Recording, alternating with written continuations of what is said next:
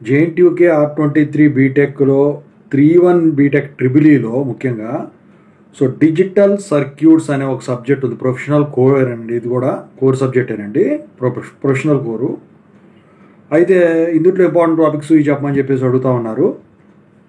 ముందుగా ఇంతవరకు ఈ ఛానల్ సబ్స్క్రైబ్ చేసుకుని వాళ్ళు ఎవరు ఉంటే సబ్స్క్రైబ్ చేసుకొని వీడియోని లైక్ చేసి షేర్ చేయండి. మీకు ఏమైనా డౌట్స్ ఉన్నట్టయితే కాల్ మీ 4 ద్వారా కాల్ చేయండి. తెలుగు ఇంజనీరింగ్ ఎడ్యుకేషన్ టెలిగ్రామ్ ఛానల్లో జాయిన్ అవ్వండి. డిజిటల్ సర్క్యూట్స్లో యూనిట్ 1 వచ్చేసరికి కాంబినేషనల్ లాజిక్ సర్క్యూట్స్ 1 అండి. ఇందుట్లో వచ్చేసరికి క్యానోనికల్ ఫార్మ్స్ మీద ప్రాబ్లం ఇస్తాడండి. ఇక తర్వాత ట్రూత్ టేబుల్స్ మీద ఇస్తాడండి.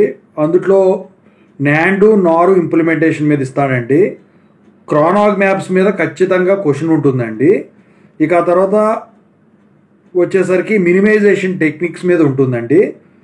ఇక తర్వాత మ్యాక్సిమం టర్మ్ ఈక్వేషన్స్ మీద ఉంటుందండి.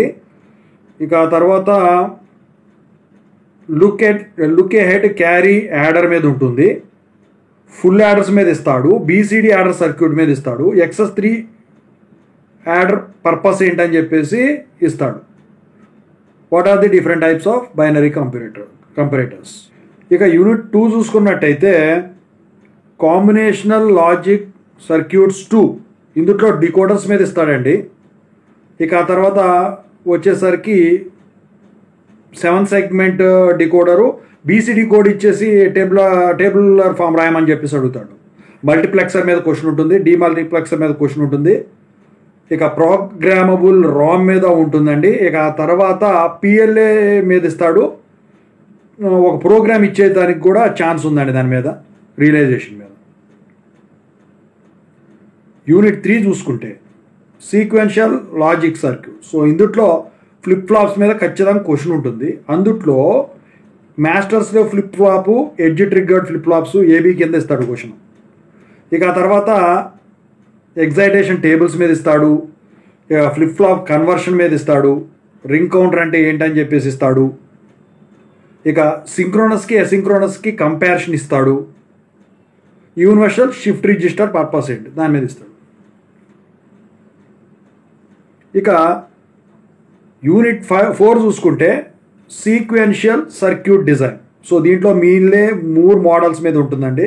స్టేట్ మెషిన్ మీద ఉంటుందండి. ఇక తర్వాత స్టేట్ డయాగ్రామ్స్ మీద ఇస్తాడు. ఖచ్చితంగా స్టేట్ డయాగ్రామ్స్ మీద ఇస్తాడు.